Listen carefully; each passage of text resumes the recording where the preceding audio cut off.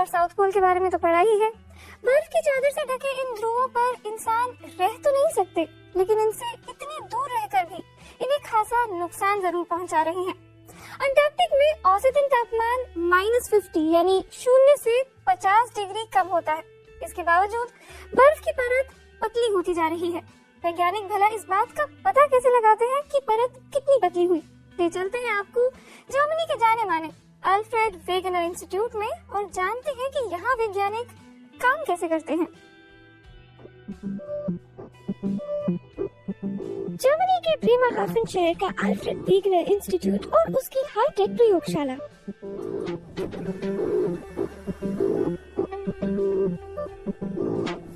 दुश्वार हालात में काम करना यहाँ के वैज्ञानिकों के लिए पहली शर्त है।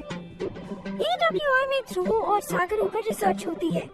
यहाँ के वैज्ञानिक हवा में उड़ते, गहराई में गोता लगाते और हड्डियाँ जमा देने वाली ठंड में रहते हैं।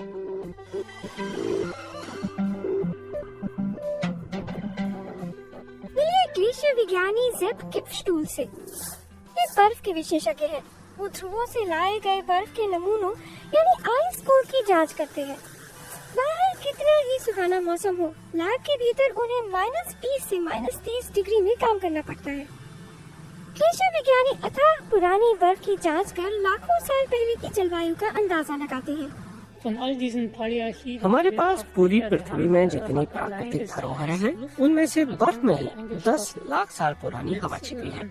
इससे हम करीब 10 लाख साल पहले की ग्रीन हाउस गैसों की मात्रा माप सकते हैं। ध्रुवों की पुरानी और नई बर्फ के नमूनों का विश्लेषण करने के बाद ये वैज्ञानिकों ने जलवायु परिवर्तन के दावे किए। अब जाकर इन दावों की गंभीरता समझ में आ रही है। किप्स्टूल दुनिया के सबसे प्रतिष्ठित ग्लेशियर विज्ञानियों में से हैं। उनके मशवरे का सम्मान पूरा विज्ञान जगत करता है।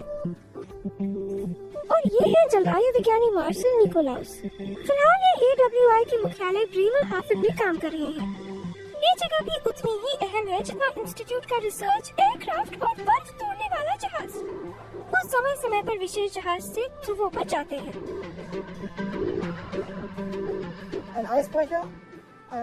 हमारे पास रिसर्च के लिए आइस ब्रेकर है। पोलर शिप 120 मीटर लंबा है। इसमें बर्फ तोड़ने वाले उपकरणों के अलावा 50 वैज्ञानिकों के रहने और रिसर्च की जगह है। इसके जरिए हम आर्कटिक और अंटार्कटिक में 7 से 10 हफ्ते की यात्रा पर निकलते हैं।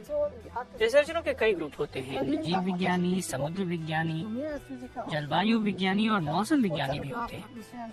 वो मिलकर अपने अपने प्रोजेक्ट पर काम करते हैं और फिर सबकी रिसर्च को मिलाकर एक बड़ी तस्वीर उभरती है।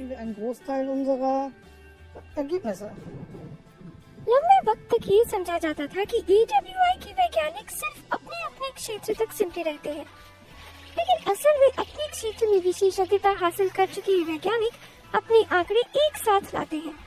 इससे जो तस्वीर उभर रही है वो चिंताजनक है। हम लोग 1991 से अंटार्कटिक में रिसर्च कर रहे हैं और देख रहे हैं कि बर्फ की परत पतली हुई है। हमारे पुराने डाटा में ये करीब 2 मीटर मोटी थी और अब 1 मीटर से कम करीब 90 सेंटीमीटर हो गई है।